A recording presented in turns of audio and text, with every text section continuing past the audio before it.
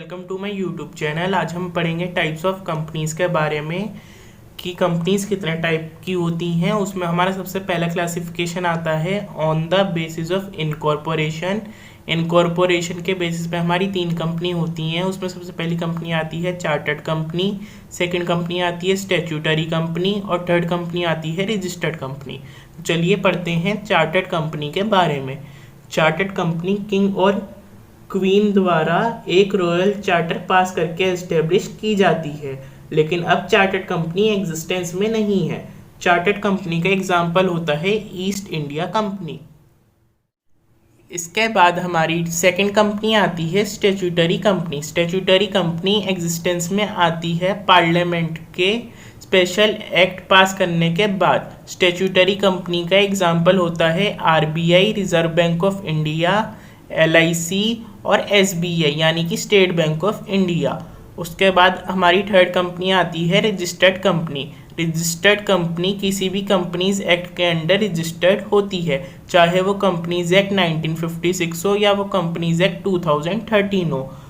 लेकिन अगर कोई कंपनी इससे पहले वाले भी किसी कंपनीज एक्ट में रजिस्टर्ड है तो उसे भी हम रजिस्टर्ड कंपनी कहते हैं। हमारा सेकंड क्लासिफिकेशन आता है on the basis of liability. Liability के बेसिस पे 2 कंपनी होती हैं, एक तो अनलिमिटेड कंपनी और दूसरी लिमिटेड कंपनी। अनलिमिटेड कंपनी वो कंपनी होती है जिसमें मेंबर्स की लाइबिलिटी अनलिमिटेड होती है, यानी ज़रूरत पड़ने पर कंपनी के मेंबर्स अपनी पर्सनल एसेट्स भी बेच सकते हैं। और लिमिटेड कंपनी वो कंपनी होती है जिसमें मेंबर्स की लाइबिलिटी लिमिटेड होती है। लिमिटेड कंपनी फर्दर 2 पार्ट्स में डिवाइड होती है, एक कंपनी लिमिटेड बाय शेयर्स और एक कंपनी लिमिटेड बाय गारंटी।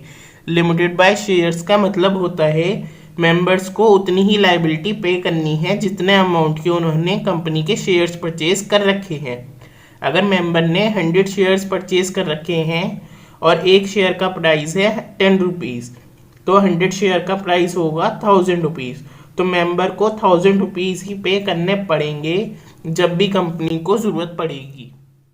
हमारी सेकंड कंपनी आती है limited by guarantee. Limited by guarantee का मतलब होता है जब कोई मेंबर फिक्स्ड अमाउंट की गारंटी देता है कि इन फ्यूचर अगर कंपनी बंद हुई तो उस टाइम पर मैं 1 लाख रुपीज़ दूंगा, और अगर कंपनी बंद हो जाती है तो वो वाइंडिंग अप के टाइम पर कंपनी को 1 लाख रुपीज़ देता है।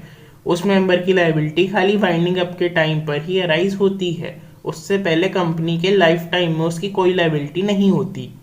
उसके बाद कंपनी का थर्ड क्लासिफिकेशन आता है on the basis of number of member.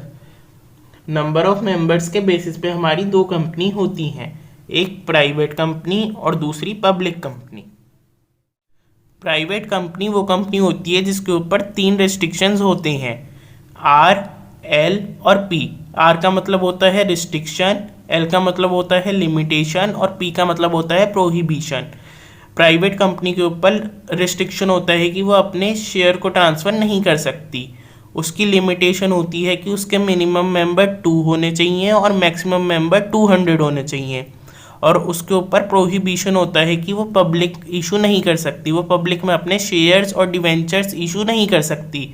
लेकिन पब्लिक कंपनी वो कंपनी होती है जिसके ऊपर कोई भी रिस्ट्रिक्शन नहीं होता, वो अपने शेयर्स भी ट्रांसफ़र कर सकती है। उसके जो मिनिमम मेंबर्स होते हैं वो 7 होते हैं और मैक्सिमम मेंबर्स की कोई भी लिमिट नहीं होती, और वो पब्लिक इशू भी कर सकती है, यानी वो पब्लिक में अपने कंपनी के शेयर्स और डिवेंचर भी इशू कर सकती है।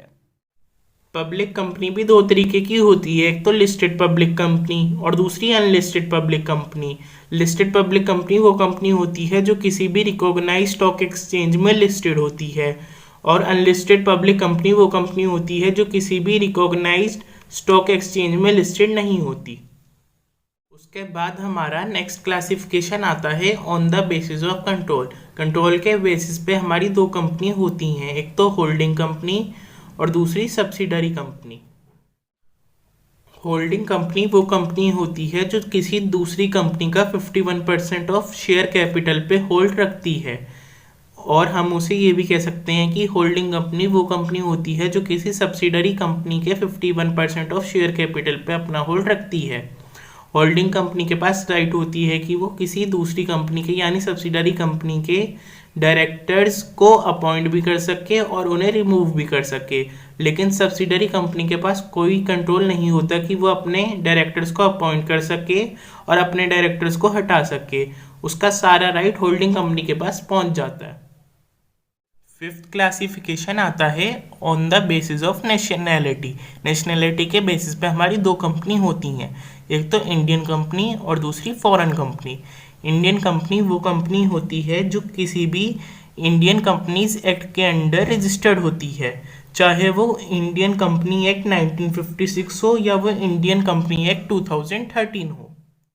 सेकेंड कंपनी होती है फॉरेन कंपनी। फॉरेन कंपनी वो कंपनी होती है जो फॉरेन कंपनीज एक्ट के अंडर रजिस्टर्ड होती है, लेकिन वो अपना काम इंडिया में करती है। उसका प्लेस ऑफ वर्क जो होता है बिजनेस करने का वो इंडिया होता है।